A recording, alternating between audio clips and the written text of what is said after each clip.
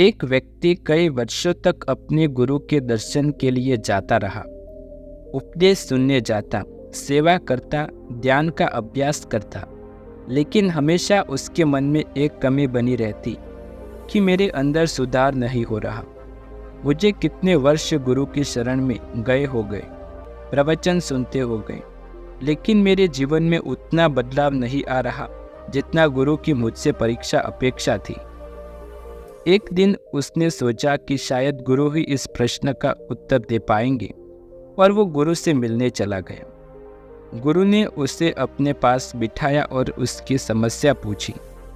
उस व्यक्ति ने कहा, जीवन तो बहुत तेजी से बीत रहा है। मुझे दीक्षा लिए 20 वर्ष से ज़्यादा हो चुके हैं और इन 20 वर्षों में मैंने अपनी तरफ से अथक प्रयास किया, लेकिन इन प्रयासों से मैं संतुष्ट कभी नहीं हुआ। मेरे जीवन का एक बहुत बड़ा हिस्सा बीत चुका है, जीवन का एक भाग बीत चुका है और अब दूसरा चल रहा है। मेरी उम्र लगभग 50 की हो चुकी है। मेरा बाल भी सफ़ेद पड़ने लगे हैं। पिछले 20 वर्षों में मैंने अथक प्रयास किया, लेकिन मैं अपने आप को कहीं भी नहीं पाता। क्या मेरा जीवन यूं ही खाली खाली कोरा कोरा ही बीत जाएगा? गुरु ने उससे कहा, तुम्हें सच्चाई समझने में भी अभी 2 वर्ष और लगेंगे।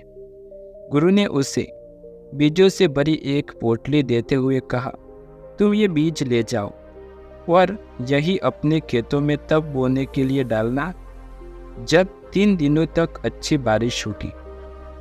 वह व्यक्ति उन बीजों को लेकर वापस अपने घर आ गया और बारिश का इंतजार करने लगा। दिन हफ्तों में बदल गए और हफ्ते महीने में, लेकिन बारिश नहीं हुई। फिर कभी 1 दिन बारिश होती, कभी 1.5 दिन, कभी 2 दिन, लेकिन 3 दिन लगातार तक बारिश कई दिनों तक नहीं हुई। वो प्रसन्न होता जैसे ही बारिश शुरू होती, लेकिन फिर दुखी हो जाता जब बारिश कुछ देर में बंद हो जाती। कई महीने फिर से ऐसे ही बीत गए। वो दुखी रहने लगा कि शायद 3 दिन तक तो कभी बारिश होगी ही नहीं। वो यही सोचता रहता।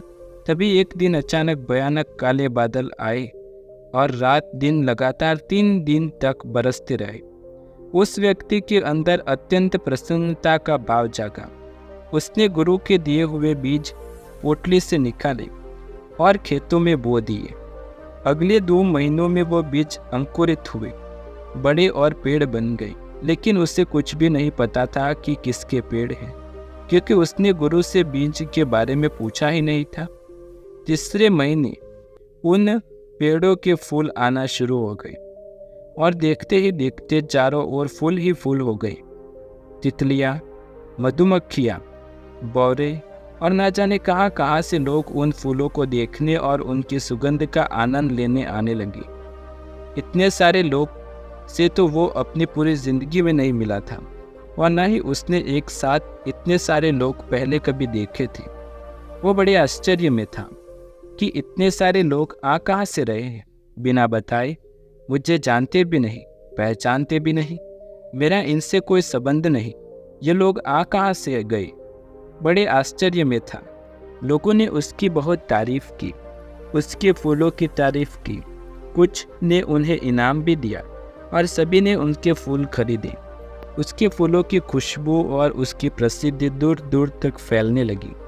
सारे शहर, गांव, प्रदेश और देशों में फैलने लगी।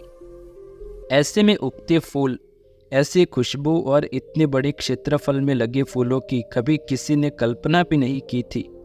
कभी किसी ने सोचा भी न था इतने खूबसूरत, खुशबहार फूल भी हो सकते हैं। उनकी खुशबू कई किलोमीटर तक फैली रहती। कभी तो दूर से अगर कोई राहगीर भी गुजरता तो वो पलटकर एक बार ज़रूर देखने आता कि ये खुशबू आ कहाँ से रही है। वो व्यक्ति बहुत प्रसन्न था।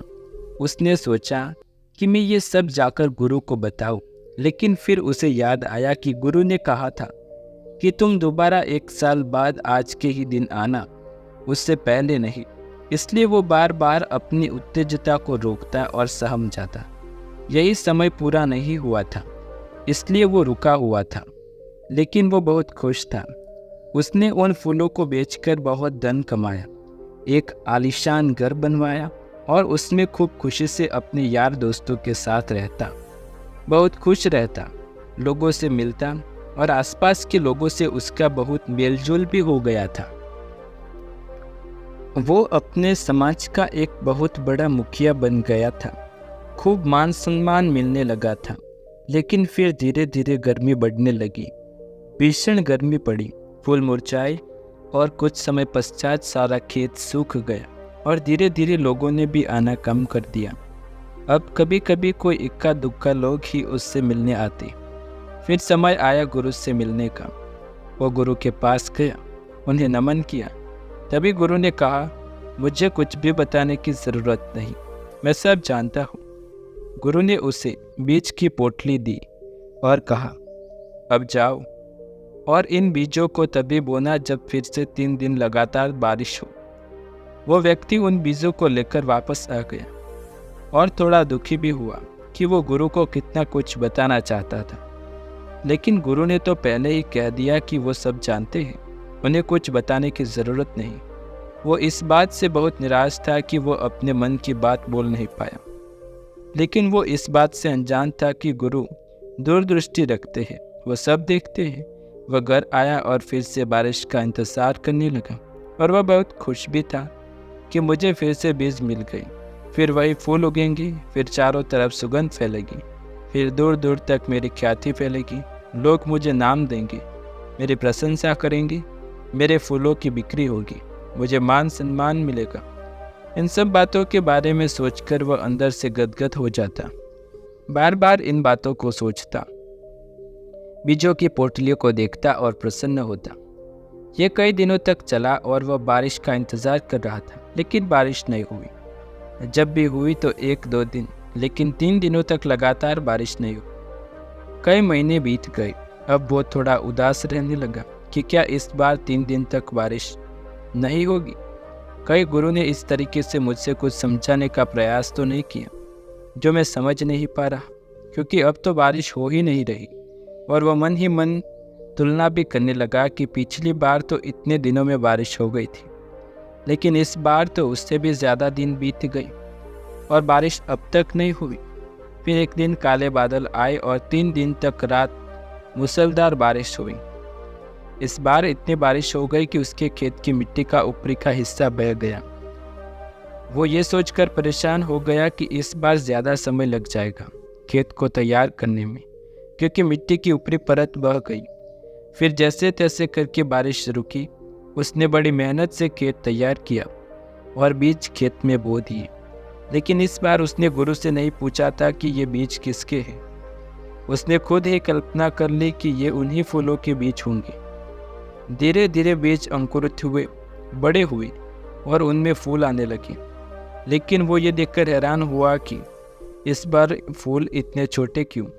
लेकिन फिर भी इंतज़ार करता रहा। उसने सोचा शायद इस बार पेड़ों के फल आने वाले होंगे। लेकिन कुछ दिनों बाद उसने देखा सारे पेड़ों में धीरे धीरे हरी मिर्च लगी और वो मिर्च की फसल बड़ी तेज़ी से फलने फूलने लगी। धीरे धीरे वो मिर्च लाल होने लगी। लाल सुरंग। कुछ दिनों तक खेत में तोते आए। तोतों ने कुछ मिर्च खाए, लेकिन इस बार कोई तितली नहीं आई, कोई भौरा नहीं आया, कोई मधुमक्खी नहीं आई। और इस बार न तो आसपास से कोई लोग आए, न कोई सुगंध उठी, न कोई सुंदर नज़ारे बने, और न ही दूर दूर से राहगीर आए उसके खेत को देखने। इस बार दूर दूर से राहगीर तो नहीं आए। इस बार भी कुछ ऐसा नहीं हुआ। वो बहुत आश्चर्य में था कि आखिर इसके पीछे क्या रहस्य है। वो थोड़ा चिंतित भी होने लगा, लेकिन थोड़ी उत्सुकता भी दिखती है आगे क्या होता है। फिर जैसे गर्मी बढ़ने लगी वो मिर्च लाल होने लगी। धीरे धीरे वो मिर्च पककर खेत में ही गिरने लगी और सूखने लगी। सारा खेत भी सूख रूखा हो गया। धीरे धीरे वो मिर्च फटने लगी और सारे खेत में फैलने लगी। और जैसे जैसे गर्मी बढ़ने लगी, गर्म हवाओं के साथ मिर्च भी उड़ने लगी और उस मिर्च से लोगों की आंखों को जलन होने लगी।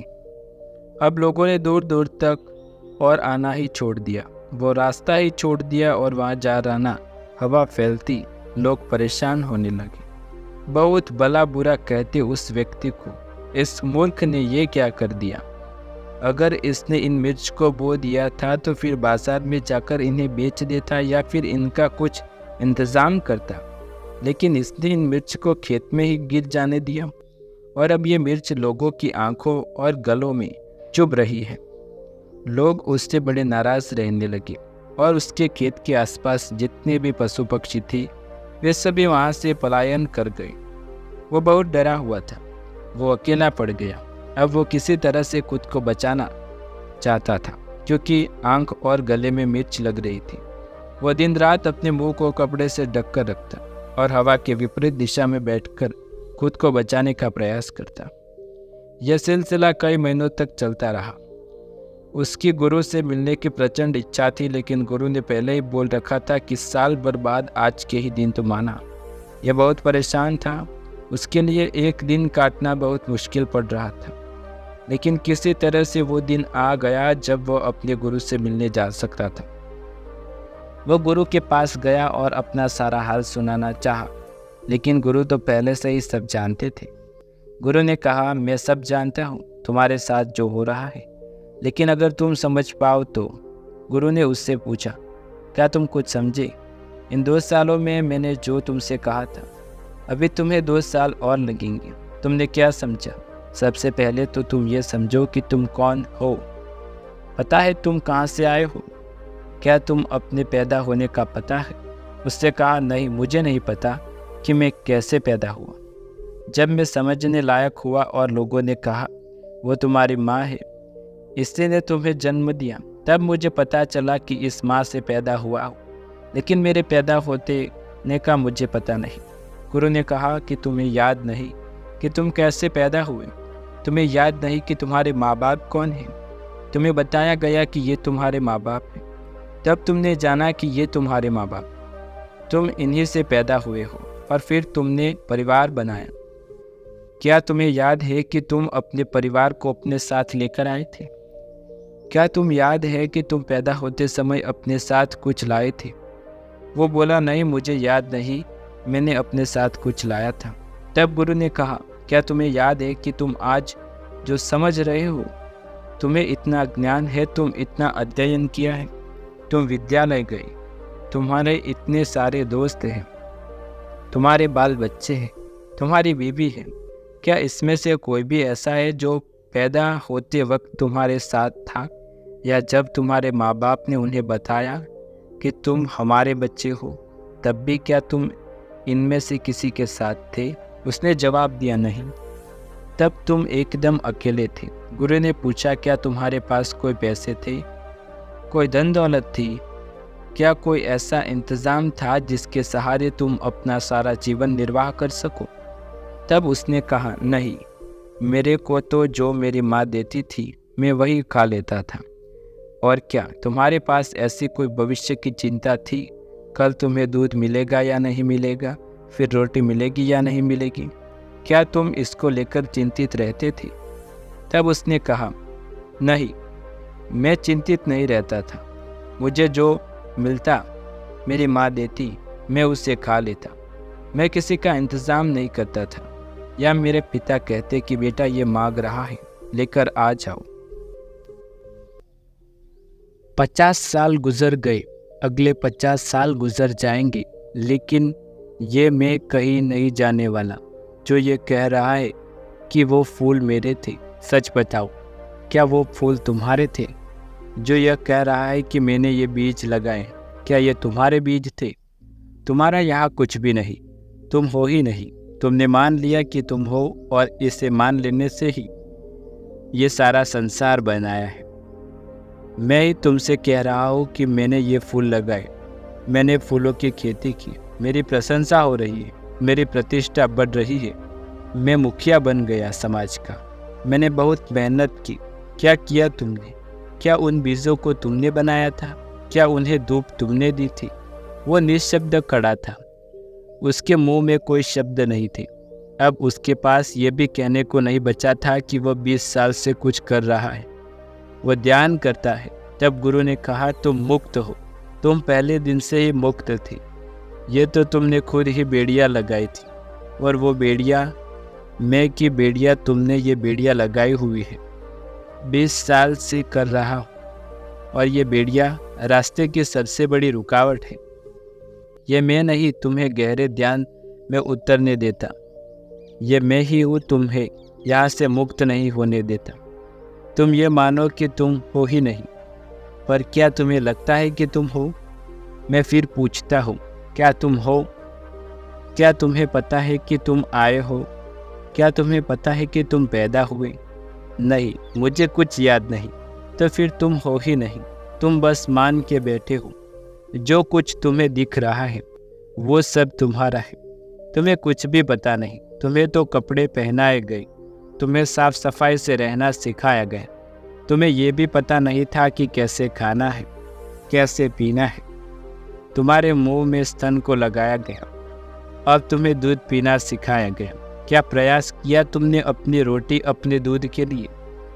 उस समय वो तुम्हें मिलता ही रहा और आज तुम्हें सोचते हो कि मैं इंतज़ाम कर रहा हूँ, मैं कमा रहा हूँ। आज तुम सोच रहे हो कि ये मेरे बच्चे हैं, जब मैं खिलाऊंगा तभी खाएंगे। तुम हो ही नहीं, बस तुम मान के बैठे हो। और जो ये सोचता है कि मैं हूँ, ये मेरे बच्चे हैं, मैं कमा रहा हूँ, मैं कर रहा हूँ, ये मैं ही तुम्हारे दुख का कारण है। यही तुम्हारी बंदिश है, यही तुम्हारा बंधन है, यही तुम्हारी बेड़िया है। तुम मुक्त ही हो। तुमने शरण ले ली बुद्धि की तो मुक्त हो जाओ।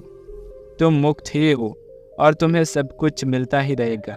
ये कहते हुए गुरु मौन हो गए। कहा जाता है कि वो शिष्य इसके बाद वही बैठकर ध्यान में तल्लीन हो गया और उसके बाद वो वहाँ से उठा ही नहीं। उसे परम निर्माण प्राप्त हो गया। दोस्तों, कैसी लगी आपको हमारी ये कहानी? यदि आपको ये वीडियो पसंद आए तो इस वीडियो को लाइक, शेयर, कमेंट कर दें और हमारे चैनल पर नए हैं तो चैनल को सब्सक्राइब करके बेल आइकन ज़रूर दबाएं। मिलते हैं अगले वीडियो में एक नई कहानी के साथ। तब तक के लिए आप सभी को धन्यवाद।